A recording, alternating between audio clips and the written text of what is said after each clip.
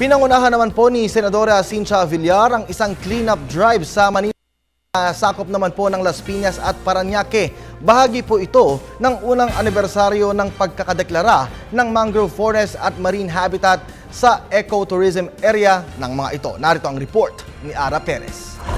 Pinangunahan ni Senator Cynthia Villar ang pagdiriwang ng unang anibersaryo ng Declaration of Las Piñas Parañaque Critical Habitat Ecotourism Area bilang isa sa pinakamahalagang wetlands sa buong mundo.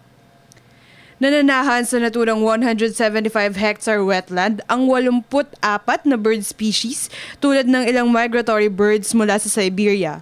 Ito rin ang tirahan ng Philippine duck at Chinese egret na itinuturing na endangered species.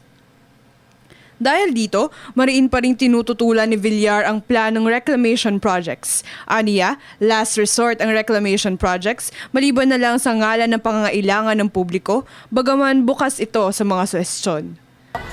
May isang suggestion na Manila Bay Development Authority or Philippine Redevelopment Authority. Yun ang maging name. Kasi pag nilagyan mo na reclamation, parang at all cost they will do reclamation kahit na hindi maganda para sa ating bansa. Para kay Villar, nararapat na pangalagaan ng wetlands dahil sa mayamang agrikultura ng bansa, partikular na sa industriya ng pangingisda.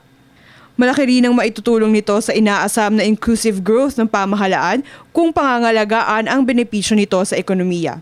Napaka-importante po sa atin ng agriculture at kung yung wetlands ay kaagibat ng agriculture, then we have to protect the wetlands. Katulad nito, without this wetland, mahirapan yung ating fishing industry sa Manila Bay.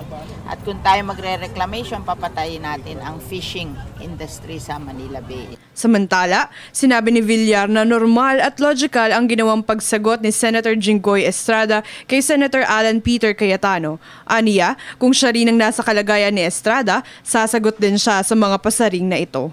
If a person feel alluded to, siyempre sasagot siya. Ako man, if somebody will talk about me, and tingin ko naman hindi totoo, then I have to answer. That's logical. So, ito yung siguro, ayaw lang nilang tumanim sa isip ng tao na tama yung sinasabi sa kanila. Para sa Telebisyon ng Bayan, Ara Perez.